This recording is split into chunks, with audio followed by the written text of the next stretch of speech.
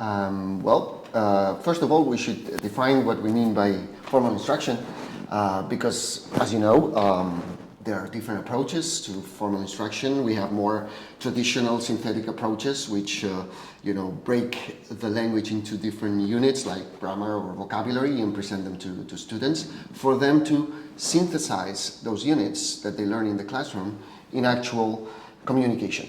Or you can have an approach which is more analytic, in the sense that you present interesting and meaningful content or tasks or projects, and it is for the students to work out the regularities of the language. They are the ones that analyze the language.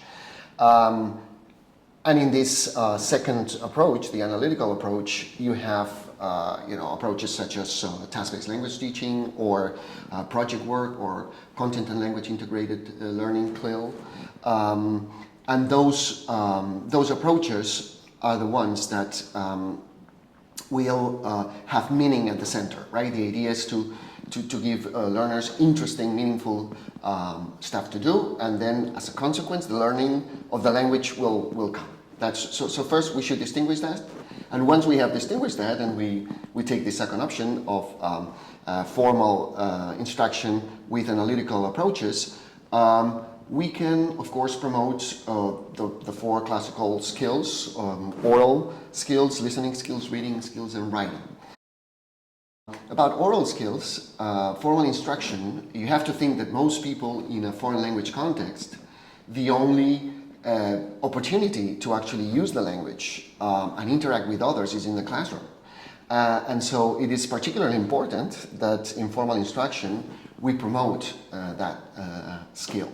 Now, when we talk about production, we are thinking about class presentations and projects, right? But also interaction, which is crucial, and we know leads to the learning of languages. Interaction is certainly one of the areas that has shown more clear evidence of the connection between engaging in conversation with others and interaction and actual learning.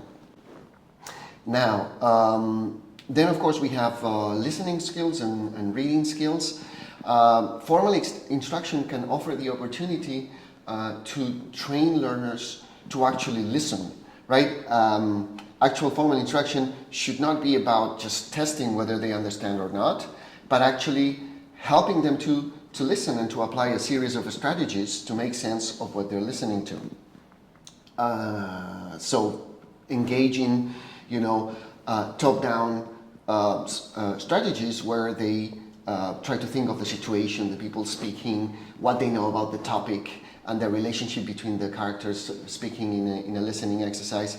So the idea is to make it more active and more interactive. The same for reading.